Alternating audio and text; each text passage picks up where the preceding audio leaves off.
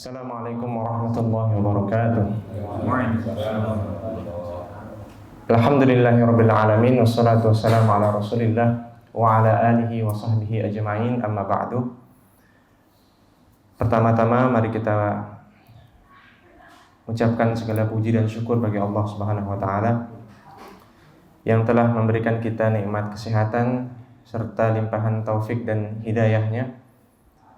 Nikmat tersebut terasa dua kali lebih nikmat di hari-hari ini, karena hari-hari ini jamaah banyak sekali orang yang tidak mendapatkan nikmat seperti yang kita rasakan saat ini. Bisa merasakan dinginnya lantai dengan kedua kaki kita, kemudian bisa menikmati dinginnya AC dengan kulit kita tanpa harus takut menggigil. Kemudian bisa duduk bermajelis ilmu dengan saudara-saudara kita yang soleh dari kaum muslimin. Maka kita ucapkan alhamdulillahi rabbil alamin. Kemudian kita bersolat kepada baginda Rasulullah sallallahu alaihi wasallam, Rasul yang jasanya sangat besar bagi kita kaum muslimin, manusia yang pertama kali Allah bangkitkan ketika hari kiamat kelak, dan orang pertama yang masuk ke dalam surganya Allah Subhanahu wa taala, yaitu Nabi kita Muhammad sallallahu alaihi wasallam, yang mengajarkan kita al-Islam, mengajarkan kita al-iman, sehingga kita tidak sama dengan orang-orang di luar sana yang saat ini jam 18.49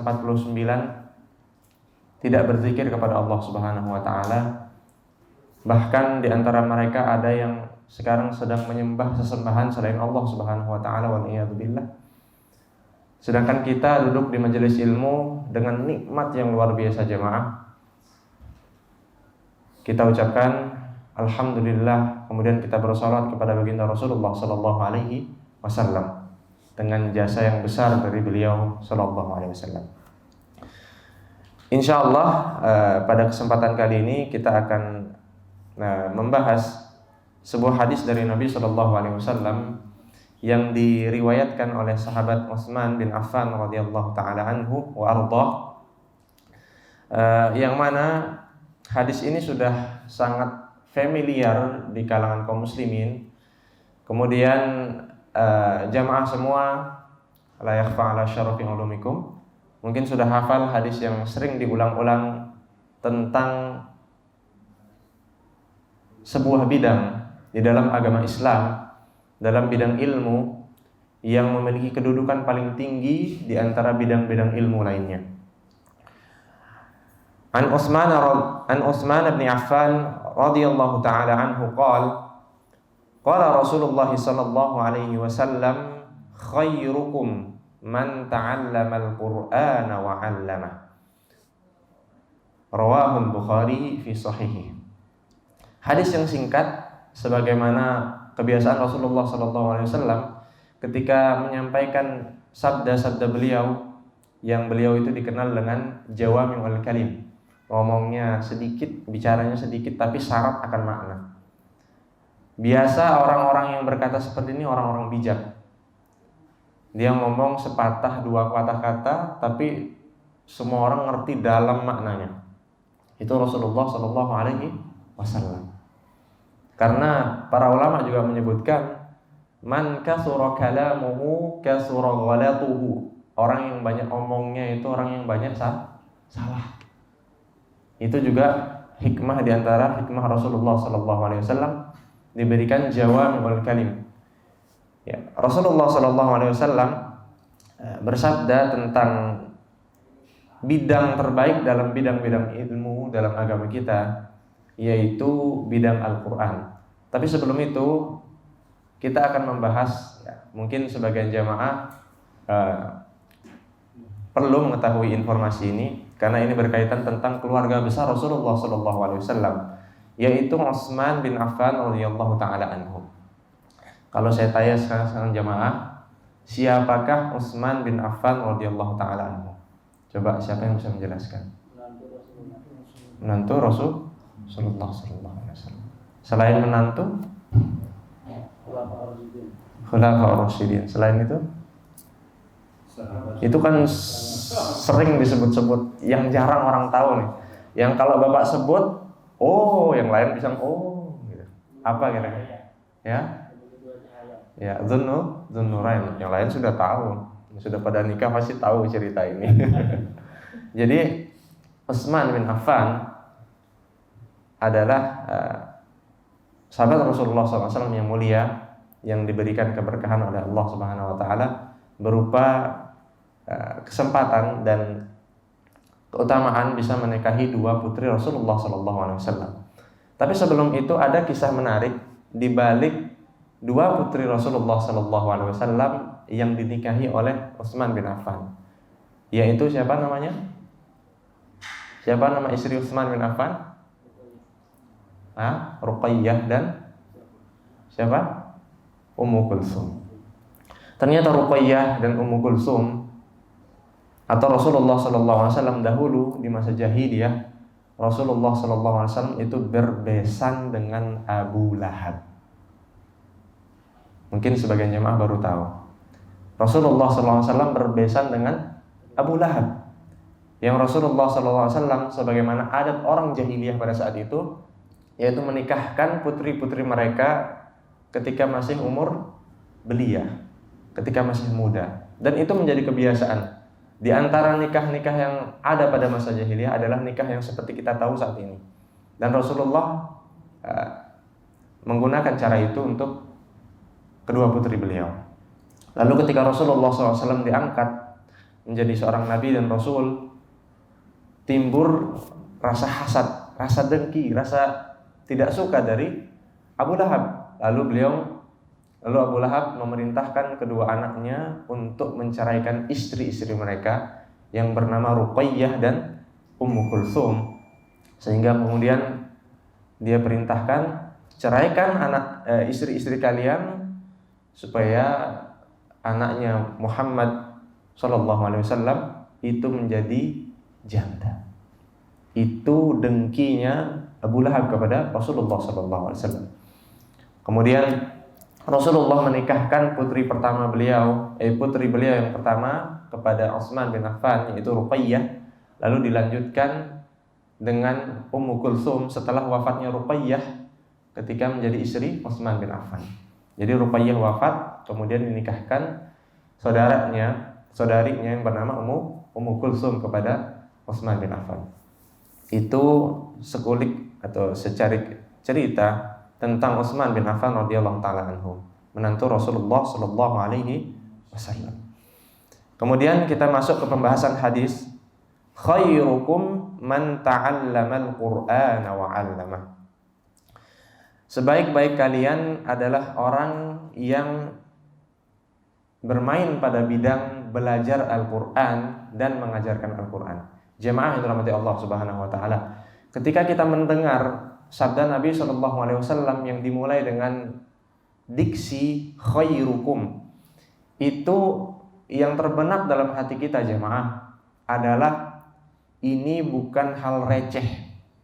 Ini bukan hal receh. Karena Rasulullah SAW as-sadiqul masduq, orang yang tidak pernah didustakan ucapannya. Bahkan Rasulullah SAW pernah mengatakan kepada segenap penduduk Quraisy ketika berada di sebuah puncak bukit, jika seandainya ada pasukan berkuda datang menyerang kita besok subuh, antum musaddiqiyya, apakah kalian percaya kepadaku? Padahal ini misal, tapi mereka mengatakan apa? Kami tidak pernah melihat engkau berbohong sedikit pun, walaupun sekali. Kami percaya wahai Muhammad. Rasulullah SAW menyampaikan kepada kita, seakan-akan Rasulullah SAW mengajak bicara setiap dari kita, dari Pak Firly terus bergilir sampai kembali ke saya. Hei umatku, di antara kalian orang-orang terbaik adalah orang yang bermain dalam bidang Al-Quran. Entah jadi seorang pengajar atau seorang pelajar. Itu yang disabdakan Rasulullah SAW. Coba kita lihat bagaimana para sahabat merespon sabda Nabi SAW yang mulia ini. Di antara sahabat yang meriwayatkan hadis sebelum Utsman bin Affan adalah Abu Abdurrahman As-Sulami. Beliau radhiyallahu taala anhu menyebutkan ketika meriwayatkan hadis ini yang bersambung kepada Utsman bin Affan, beliau menyebutkan wa dzakal ladzi aq'adani maq'adi hada. Ketika beliau mengucapkan perkataan beliau yang barusan saya sampaikan, beliau itu sedang duduk di sebuah masjid besar di Kufah. Masjid yang kemudian diwariskan oleh sahabat-sahabat siapa? Abu Hanifah dan segenap para tabi'in dan orang-orang saleh pada masa itu. Abu Abdurrahman As-Sulami mengatakan, gara-gara hadis ini saya termotivasi, wahai kaum muslimin, untuk duduk di dalam masjid dan mengabdikan diri saya, mewakafkan diri saya untuk mengajarkan kaum muslimin Al-Quran. Dan disebutkan dalam Sirah Nabawiyah bahwasanya Abu Abdurrahman As-Sulami itu mengajar dari zamannya Utsman bin Affan, sahabat yang meriwayatkan hadis ini tentunya, sampai kepada masa Yusuf bin Hajjaj Ats-Tsaqafi pada masa pemerintahannya di Kufah dengan segenap kisah beliau. Dan masa itu kalau kita lihat di sejarah itu bukan 1-2 tahun jemaah, itu puluhan tahun. Beliau termotivasi dengan sabda Nabi SAW untuk serius, fokus dan mengabdikan diri untuk mengajarkan Al-Quran. Sebelumnya belajar Al-Quran kepada para sahabat Nabi SAW. Nah, ini contoh nyata jemaah. Ternyata Rasulullah SAW dengan perkataan beliau yang sangat singkat itu bisa memotivasi sahabat-sahabat beliau. Dan tentu saja itu semua kembali kepada taufik dari Allah Subhanahu wa taala. Sekarang kalau kita tanya jemaah, kok saya dengerin sabda Nabi SAW setiap hari, setiap sholat, kemudian saya putar radio isinya, misalkan TV Roja isinya hadis-hadis, isinya ayat-ayat. Apa yang membuat saya berbeda dengan sahabat Abu Abdurrahman As-Sulami? Apa yang membuat saya tidak termotivasi seperti Abu Abdurrahman As-Sulami untuk bermain dalam bidang yang terbaik, yaitu bidang Al-Quran, yang para ulama sebutkan syaraful ilmi bi syarafil ma'lum. Ilmu terbaik adalah ilmu yang konten isinya adalah ilmu terbaik. Sesuatu yang terbaik yaitu yang konten isinya adalah konten terbaik. Kitabullah, kalamullah, isinya tentang firman-firman Allah Subhanahu wa taala. Kok kita tidak termotivasi seperti beliau? Sedangkan di luar sana jamaah, kita semua tentu cinta dengan yang namanya sepak bola ya.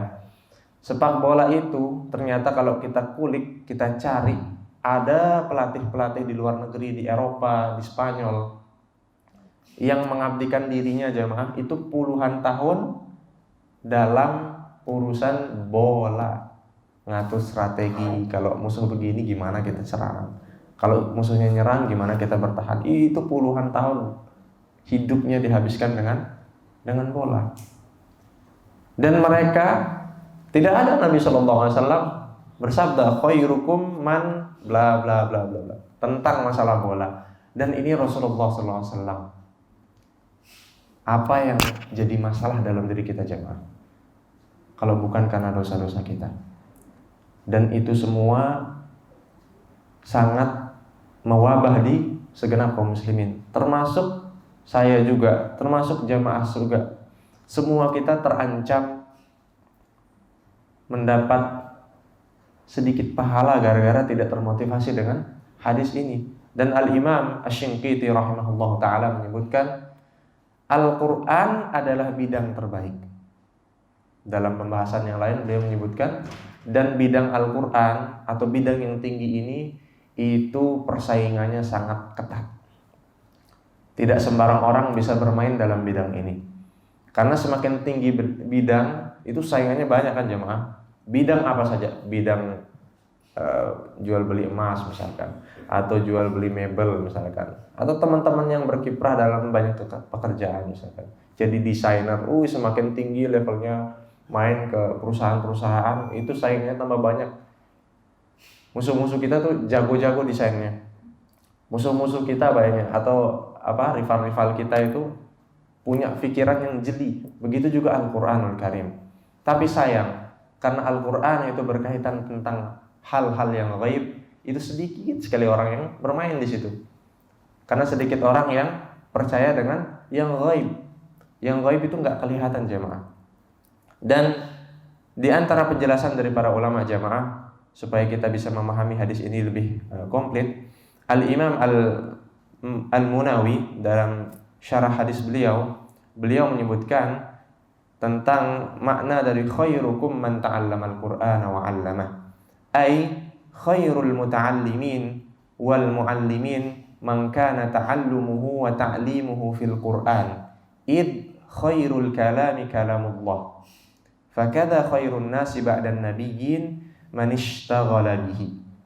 Beliau menyebutkan maksud dari hadis tersebut adalah sebaik-baik orang yang belajar, sebaik-baik orang yang mengajar. Banyak orang yang belajar desain, belajar ini, belajar itu. Kemudian banyak orang yang menjadi guru ini, guru itu, les privat ini dan itu. Tidak bisa mengalahkan keutamaan orang yang menyibukkan dirinya dalam bidang belajar Al-Quran dan mengajarkannya. Dan para ulama menyebutkan jamaah, hadis ini itu bersifat umum. Kita tidak perlu menjadi orang yang mengajar di Masjid Nabawi. Kita tidak perlu menjadi orang yang mengajar di Masjidil Aqsa. Kita tidak perlu menjadi orang yang mengajar di Masjidil Haram atau belajar di ketiga masjid yang mulia ini. Kita nggak perlu jadi pelajar atau pengajar di Libya, di Madinah untuk bisa menerapkan hadis ini. Tidak perlu menjadi murid atau pengajar atau pelajar di Masjid Istiqlal di Jakarta. Cukup di musola kita yang kecil ini, kita bisa menerapkan hadis yang luar biasa ini. Sekali lagi, kalau Allah berikan taufik. Makanya jangan pernah kita lupa iyyaka na'budu wa iyyaka nasta'in yang kita baca 17 kali dalam sehari semalam. Katanya kita minta kepada Allah, iyyaka na'budu wa iyyaka nasta'in. Tapi kok dalam masalah Al-Quran lupa minta. Kalau sudah sholat duha keluar gitu, ya Allah lancarkan rezeki saya, ya Allah mudahkan deal saya hari ini, kontrak saya hari ini. Mudah-mudahan saya bisa closing hari ini berapa orderan. Tapi kalau masalah akhirat, masalah Al-Quranul Karim, lupa iyyaka na'budu wa iyyaka nasta'in. Kita semua kena dalam pembahasan ini, termasuk saya. Maka jamaah yang dirahmati Allah Subhanahu wa taala, jangan kita lupa untuk memohon kepada Allah Subhanahu wa taala. Allah Subhanahu wa taala mengajarkan kepada kita dalam Al-Qur'an, "Wa ma taufiqi illa billah." Saya tidak akan mampu menjalankan amal ibadah illa billah, kecuali atas izin Allah. Kita tahu ayat ini. Mungkin sebagian kita hafal ayat ini. Bahkan ada yang sudah 30 juz dan mengenal baik ayat ini. Tapi sekali lagi syaitan bermain di situ jamaah. Karena ini bidang terbaik, syaitan tidak mau kita terjun pada bidang terbaik. Dan itu sumpah serapah yang sudah diucapkan syaitan dan iblis. La uzayyina lahum siratakal mustaqim. Ini jalan yang lurus jemaah. Dan syaitan bersumpah, iblis bersumpah, la uzayyinanna lahum siratakal mustaqim. Kami akan hiasi jalan-jalan yang ada di sekitar Shiratal Mustaqim ini, wahai Rabb kami, dengan sesuatu yang lebih menarik dari Shiratal Mustaqim ini. Malam ini enaknya apa ini? Malam Jumat, keluar hunting baju misalkan di matahari. Karena tanggal muda ya, baru gajian ya. Atau cari kulineran sama keluarga. Enak banget malam ini. Dan di antara wasilah kita untuk bisa menerapkan hadis ini jamaah adalah kita datangi majelis-majelis ilmu. Dan majelis-majelis ilmu pasti di sampingnya ada tetangga yang nyetel musik keras misalkan. Itu zinahnya syaitan itu. Kemudian ada tetangga yang misalkan memprovokasi untuk tidak ada pengajian A, B, C, D. Atau ada anak yang rewel, nggak bisa ditinggal di rumah, itu juga syaitan punya kerjaan. Ada istri yang tiba-tiba kok ngambek aja hari ini, pas ada kajian ngambek. Yang punya istri semua senyum-senyum, yang jomblo enggak. Kemudian jamaah yang dirahmati Allah Subhanahu wa taala, kalau kita lupa sama iyyaka na'budu wa iyyaka nasta'in, kita enggak akan bisa menerapkan hadis ini jamaah. Singkat tapi berat. Singkat dan syarat akan makna jamaah. Kita simak penjelasan Al-Hafidz Ibnu Hajar dalam Fathul Bari tentang hadis ini. Beliau menyebutkan annalladzi yajma'u baina ta'allumi kitabillahi ta'ala wa yaqumu bi ta'limihi li ghairihi fa huwa insanun qad 'amila 'ala takmili nafsihi wa huwa aidan mukammilun li ghairihi. Kenapa kita harus masuk ke dalam bidang ini jemaah? Dan jangan pikir jamaah seperti yang sudah saya sampaikan, bidang ini nih hanya bisa dicapai orang yang kuliah di Madinah, kuliah di Libya, kuliah di Mesir, kuliah di Sudan, kuliah di Yaman. Enggak, antum bisa menerapkan hadis ini hatta antum ada di rumah. Antum bisa jadi guru buat anak-anak antum.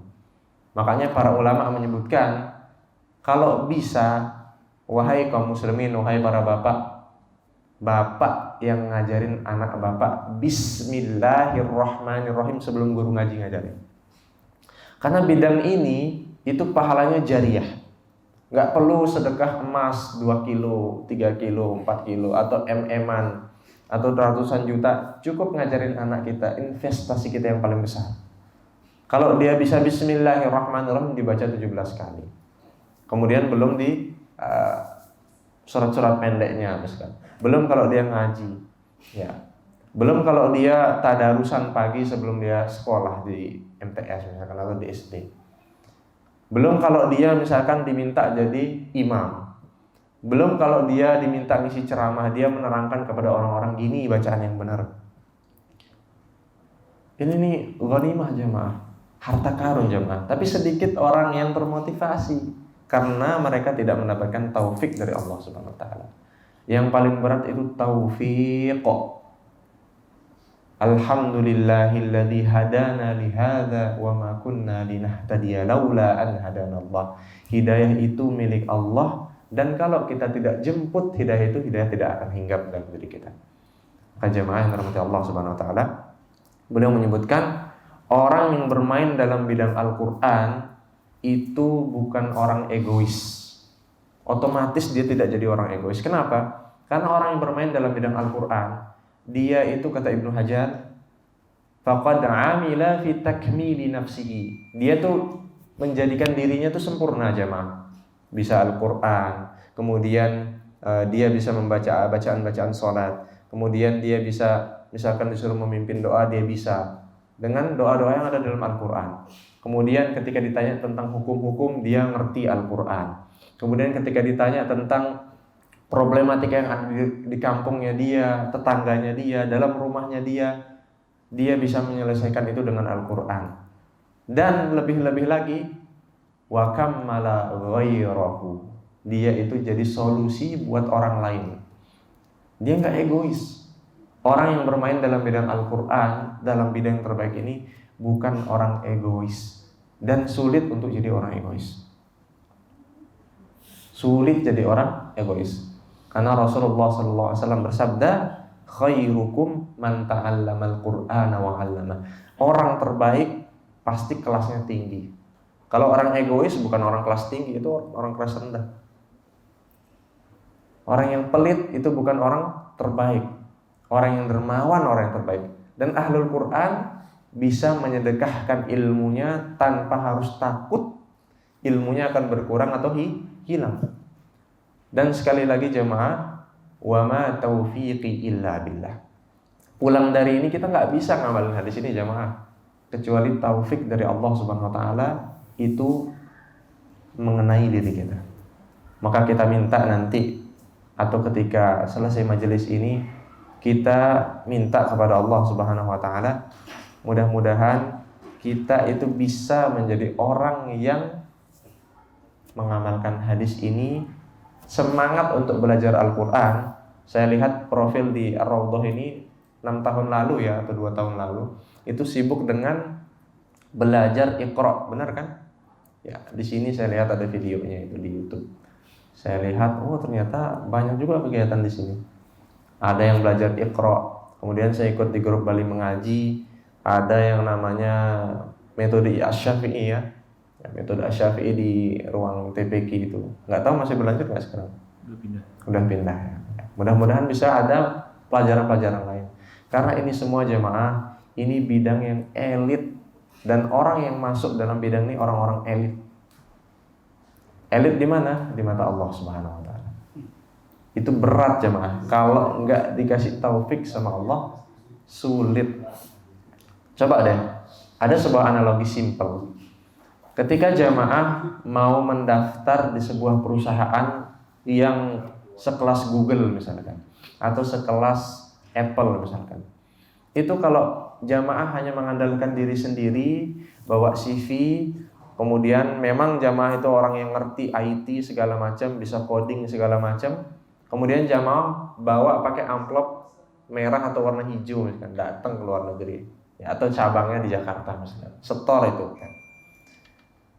Walaupun jamaah itu orang yang paling jago coding, paling jago ini dan itu, kira-kira jamaah bisa nggak masuk dengan saingan yang begitu banyak?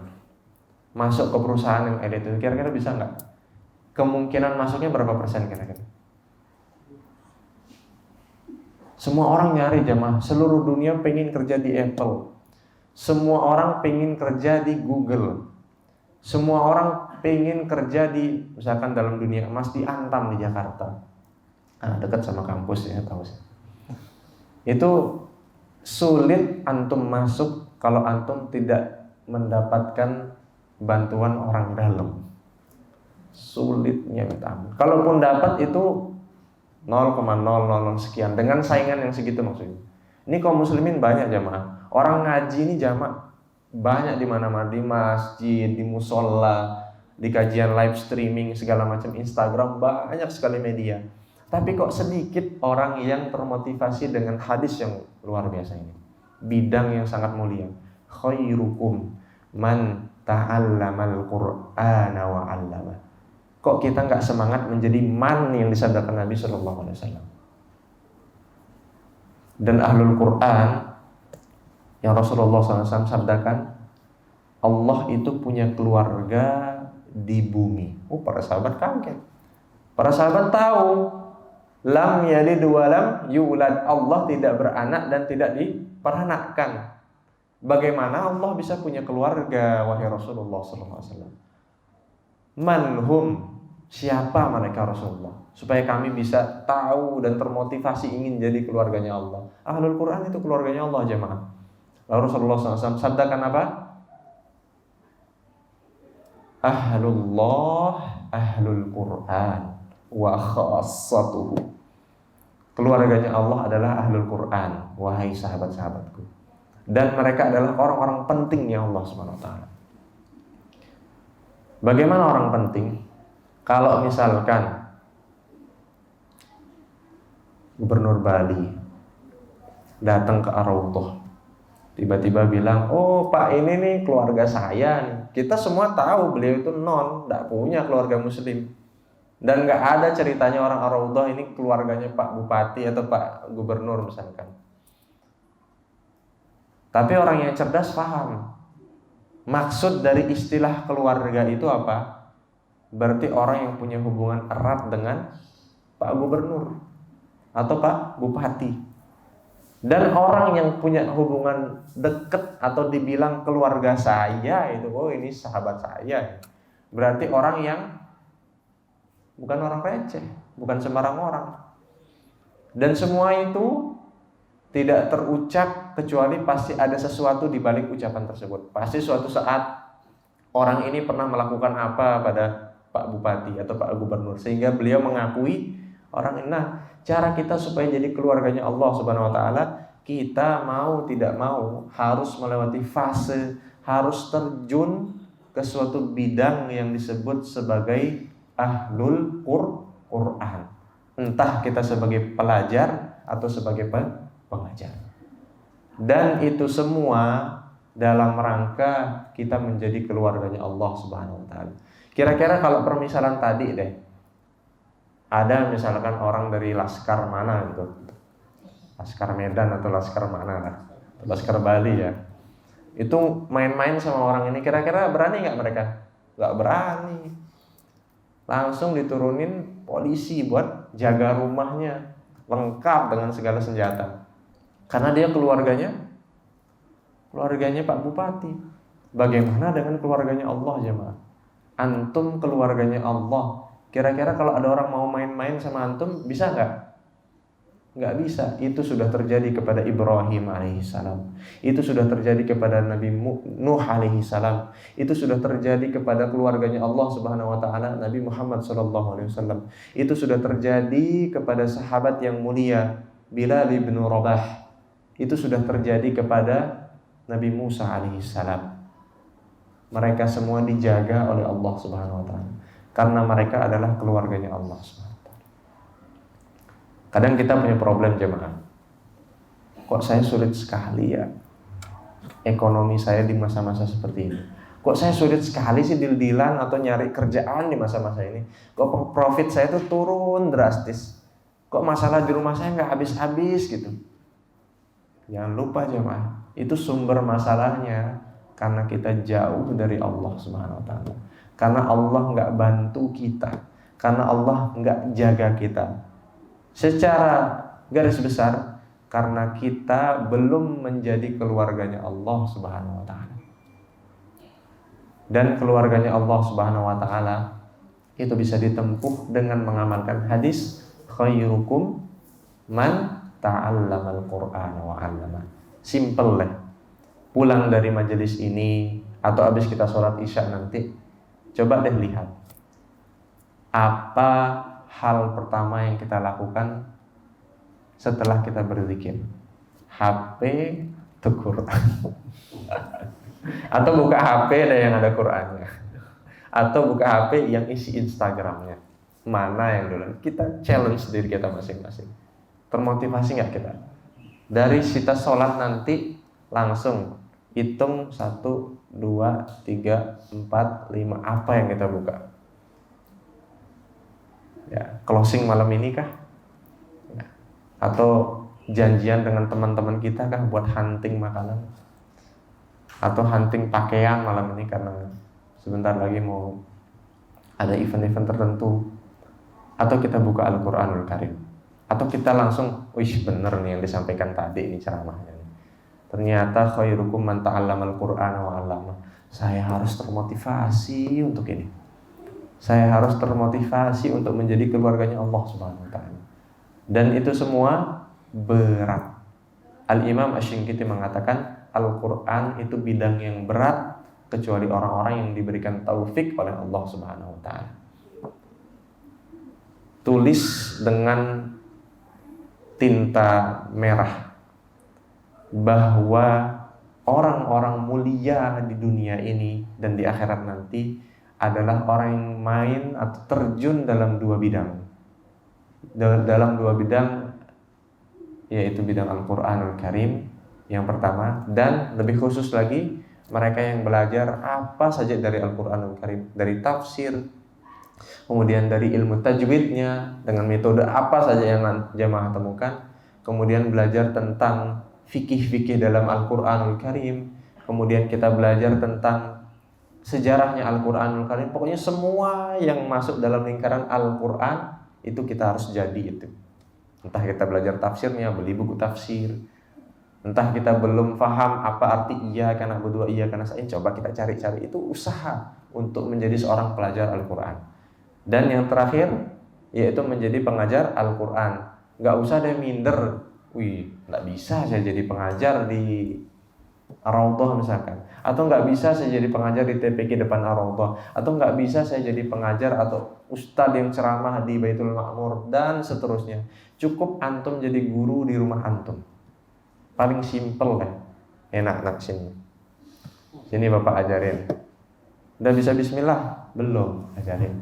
Bismillah masih kecil, yang gede kelewatan enggak bisa bismillah. Bismillahirrahmanirrahim, ajarin. Bismillah. Kemudian satu dulu ya, besok lanjut lagi. Jangan sampai Al-Baqarah habis diajarin anaknya saya dulu. Bismillah dulu satu-satu Pak. Bismillahirrahmanirrahim. Kemudian Alhamdulillahirabbil alamin. Kalau istri antum juga punya kendala yang sama dengan anak antum ajari sekaligus. Kalau anak antum ada dua, ajari dua-duanya gantian sehari-hari. Antum pokoknya harus bermain dalam dua bidang ini jamaah. Demi Allah antum akan jadi orang yang luar biasa. Antum akan dijaga oleh Allah Subhanahu wa taala.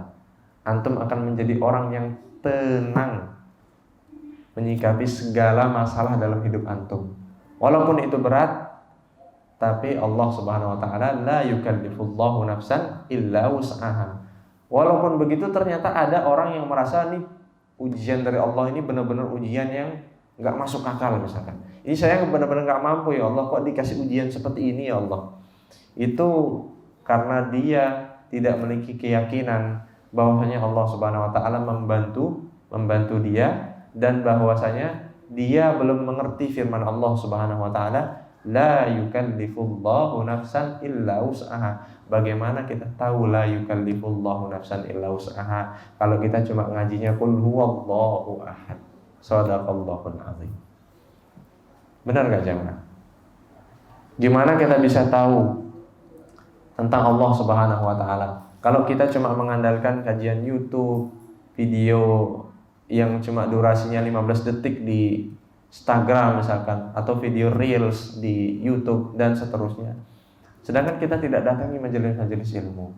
Kita tidak punya effort selain itu untuk bisa faham, untuk bisa semangat menjadi ahlul Quran. Gimana kita bisa faham tentang hukum wudu yang benar kalau kita cuma baca alif lam mim sampai wa ulaika humul muflihun dan belum lanjut ke surat An-Nisa? Bagaimana kita bisa faham tentang doa yang diajarkan oleh Nabi SAW atau oleh Allah Subhanahu wa taala dalam Al-Qur'an? Rabbana la tuzigh qulubana ba'da idh hadaitana wa hab lana min ladunka rahmah innaka antal wahhab, di halaman pertama surat Al-Imran. Bagaimana kita bisa paham tentang hukum-hukum waris sehingga kita selalu bertengkar setiap ada orang yang meninggal, sedangkan ngaji kita tuh cuma sampai misalkan la yukallifullahu nafsan illa wus'aha. Dari Ramadan ke Ramadan itu aja yang dibaca. Sampai la yukallifullah, ulang lagi dari Al-Baqarah. Selesainya hari ke-30 la yukallifullahu, terus begitu. Gimana kita bisa paham jemaah? Dan kunci semua itu khairukum man ta'allamal Qur'ana wa 'allamah. Dalam sekali maknanya. Ini isi masalah seluruh dunia ini kalau dikumpulkan solusinya satu. Antum tuh baca enggak kitab Allah? Dzalikal kitabu la raiba fihi hudan. Petunjuk buat kalian. Punya masalah ekonomi, keluarga, masalah anak, masalah dengan orang tua, masalah dengan istri, masalah dengan hati. Itu semua di kitab Allah jemaah. Dan kalau kita enggak baca, enggak, inti simpelnya tuh kita enggak menjadi khairukum man ta'allamal Qur'an itu. Ini buah dari Al-Qur'an itu enggak dapat. Kalau kita cuma mengandalkan kajian misalkan Ustadz Syafiq, Ustadz Fauzi, Ustadz Nuzul, cuma video 5 menitan. Ya Allah jemaah, Allah akan tanya kita jemaah. Kita sudah tahu penjelasan hadis ini. Khairukum man ta'allamal Qur'ana wa 'allama. Allah akan tanya. La tazula qadama 'abdin dalam hadis Tirmidzi hatta yus'ala an khams, sampai ditanya 5 hal. Kita semua tahu hadis itu, tapi tetap juga nggak masuk ke dalam hati. Seakan-akan setiap diulang tapi nggak nyangkut bukan di kepala, di hati jemaah. Kita hafal nih maklumat cuma di kepala, belum turun ke hati. Padahal Al-Quran itu untuk ditadabburi, bukan cuma sekedar dihafal. Urutan sekian bagus, tapi lebih dari itu kita masukkan ke dalam hati. Karena orang yang Allah Subhanahu wa taala jadikan dalam hatinya Al-Qur'an, senang baca Al-Qur'an, dan itu semua tidak bisa kita dapatkan dengan mencukupkan diri tanpa melakukan effort buka YouTube atau cari majelis atau cari ngaji live streaming misalkan, atau di TV rumah ada yang online dan seterusnya. Itu tidak akan bisa jemaah. Masalah kita nggak akan selesai-selesai, dan masalah kita hanya bisa selesai dengan mendekatkan diri kepada Allah Subhanahu wa taala, menjadi ahlul Quran. Orang yang belajar, kemudian setelah dia belajar dia mengajarkan Al-Quran yang sudah dia pelajari tersebut kepada orang-orang di sekitarnya, sehingga manfaatnya bisa meluas. Dan mudah-mudahan Allah berikan kita taufik jamaah, saya atau jamaah semua yang dirahmati Allah Subhanahu wa taala, sama saja kalau tidak Allah Subhanahu wa taala berikan kita taufik. Ini bisa jadi bahan renungan kita malam ini jamaah, karena saat ini para malaikat sedang mendoakan kita, dan para malaikat sedang menurunkan rahmat yang Allah sampaikan kepada mereka untuk kita semua. Majtama'a qaumun fi baitin min buyutillah illa haffathumul malaikah wa ghasyiyatuhumur rahmah wa dzakarahumullahu fi man indah. Nama kita sedang disebut jemaah. Jadi kalau di majelis ilmu kita banyakin doa. Kita banyakin doa, mudah-mudahan Allah tuntaskan segala problematika kita dalam hidup ini, dan Allah berikan kita ketenangan dalam menjalani hidup di masa-masa pandemi ini, dan kita diberikan ketabahan oleh Allah Subhanahu wa taala untuk bisa melewati hari-hari yang tidak mudah ini. Dan yang terpenting adalah kita mendapatkan hidayah dan taufik dari Allah Subhanahu wa taala. Mudah-mudahan kita termasuk orang-orang yang beruntung. Amin ya rabbal alamin. Kita cukupkan karena 2 menit lagi sudah mau isya, dengan menutupnya dengan doa kafaratul majelis. Subhanallah. Berikutnya ada sesi tanya jawab. Apa ditanya lagi ini ustadznya dari mana kayaknya ngobrol? Sudah tahu kan? Ya. Dari Karangasem, temannya Ustadz Huzaifah yang dulu ditanya juga. Ya, barakallahu fikum. Ada yang mau ditanyakan silakan jemaah, terutama yang berkaitan tentang hadis ini. Ustaz, kalau kita baca Al-Quran di HP itu halanya sama Ustaz. Alasan kita sering baca di HP itu karena kalau kita lagi keluar itu nunggu waktu. Misal kayak lagi ngantri itu baca sama kan ya Pak? Cuma baca di mushaf. Antum lebih sering baca dengan barakallahu fikum atas pertanyaannya. Antum sering sibuk enggak sehingga enggak bisa bawa Al-Qur'anul Karim? Kalau bawa Al-Qur'an itu bilang riya. Subhanallah. Nah, itu kerjaan syaitan ya. Ya. Allah taala a'lam bissawab. Tentu ada perbedaan antara mushaf yang kita pegang dengan apa yang ada di dalam HP. Secara keutamaan tentu suhuf itu lebih mulia daripada apa yang ada di HP. Karena para ulama menyebutkan tidak masalah kita membawa Al-Quran atau aplikasi Al-Quran yang ada di dalam HP ke dalam hammam. Berarti ada yang membedakan antara yang satu dengan yang lainnya. Tentu dari segi keutamaan kita membaca Al-Quran, tapi disebutkan dalam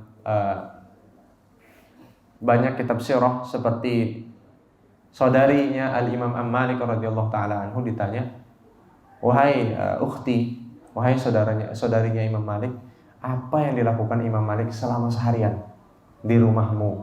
Karena saudarinya kan tahu. Beliau menyebutkan apa? Al-Quran was-siwak. Quran siwak itu aja yang ada di tangannya. Kalau antum disebutkan, "Bu, apa sih yang dilakukan Pak Fulan?" Kan HP.